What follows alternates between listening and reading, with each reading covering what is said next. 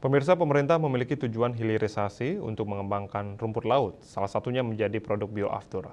Hal itu disampaikan Menteri Investasi dan Hilirisasi, Kepala Badan Koordinasi Penanaman Modal BKPM, Rosan Roslani.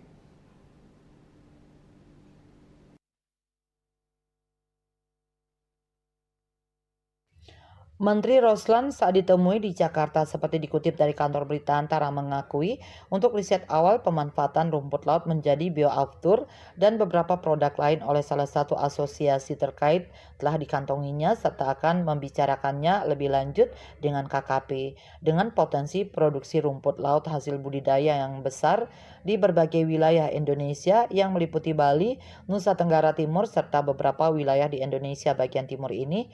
Ia yakin hilirisasi rumput laut dapat dikembangkan lebih jauh sehingga mampu menghasilkan nilai tambah.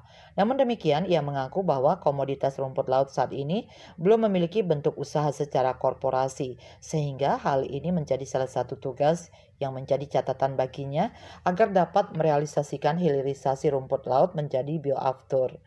Terlebih Indonesia menjadi produsen rumput laut tropis terbesar di dunia, sehingga dari sisi produksi atau hulu mampu memenuhi kebutuhan hilirisasi atau pengembangan produk.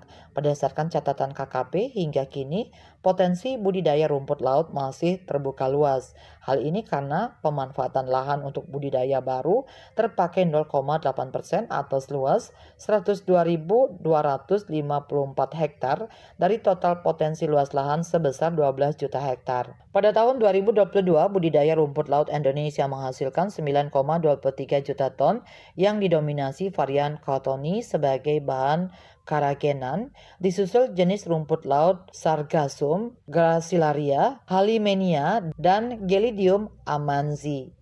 Bali Post melaporkan.